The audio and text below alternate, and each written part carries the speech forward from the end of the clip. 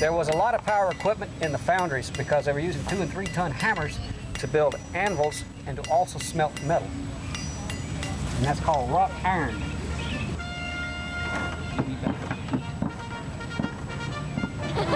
My name is Hillary Peel, and my favorite part was the blacksmith. And I like seeing all the different things that he could make with the metal.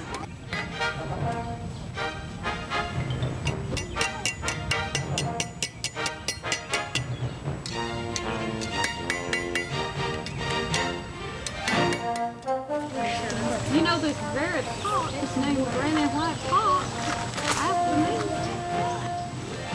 And that very street that you drove in on is named Granny White Pot after me. My name is Katie Hill, and I like meeting Granny White because she told us really funny stories and gave us cookies.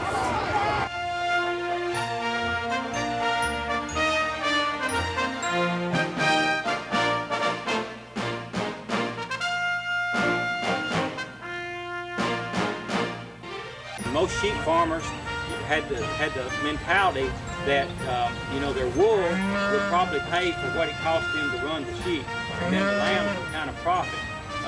Wool actually in those days might bring 3 or 4 times per pound what it might bring nowadays. They've sort of been concentrated now out west in our country in a lot of the rangeland, and there they eat a lot of things that are really nuisance plants in fields and on hillsides and mountains and things. They love the kind of stuff that's behind you there on that fence row, honeysuckles and all kinds of brush. My name's Rachel, and my favorite part was probably the sheep shearing, and I liked what he told about it. And my mom probably wants a sheep when later when I grow up probably, and we could probably shear it. So I learned a lot from him.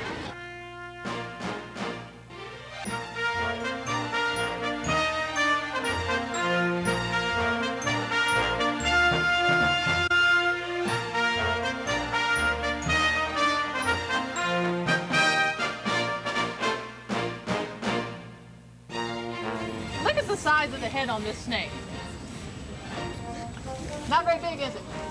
How in the world do you think this snake eats a mouse? Eating. Help me out. It has no jawbone. Oh, it does have jawbone, but what can it do? Expand. It can really open its mouth really large because it doesn't have as tight as a wolf. Right, it can unhinge its jaws, correct.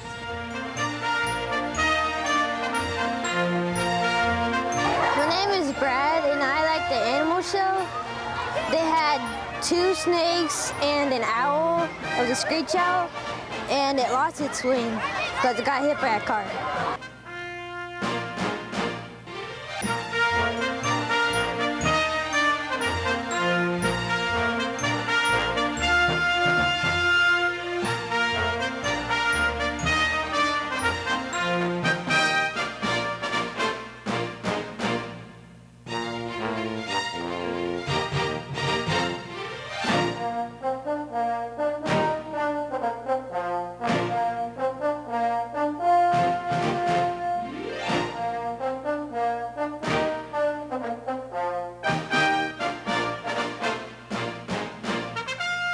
A good trained soldier could fire this gun 3 times in a minute. And it's a rifle. Just before the Civil War, they had rifling. That gives the bullet a twist, which makes it accurate. Up until the Civil War, how many of you saw Patriot? The movie Patriot. Anybody seen that? Okay, they march up close to each other about from here to that trash can out there, and they start shooting, don't they? Why did they march up that close? Because they couldn't hit anything if they didn't get that close with those old smoothbore guns. With a rifle gun, see the top of that hill? Yeah. This gun is capable, the shooter's not, but you could hit somebody at the top of that hill with this gun. My name's Cameron, and my favorite part was where we got to see all the Civil War stuff. We passed around like the buckles that the Union person had around, or little pieces of bombs and canisters, so like little bullet type things.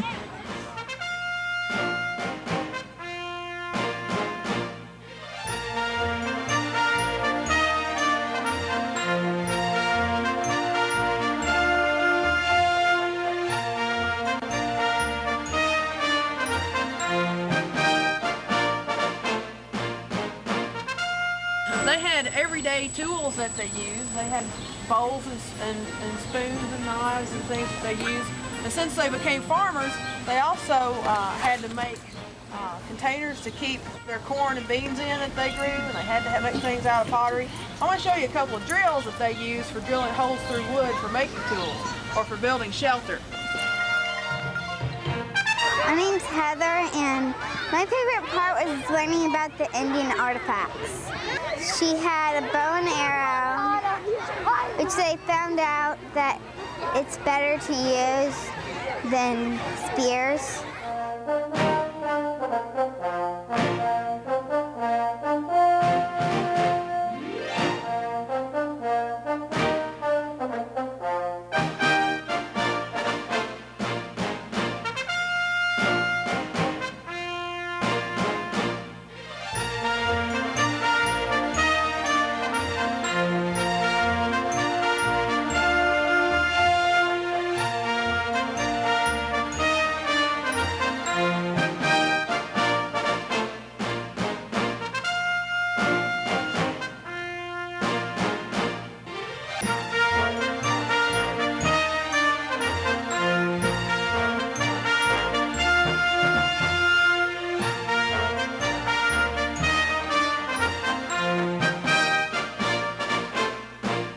Over here to my left, I have my hunting buddy, Matt.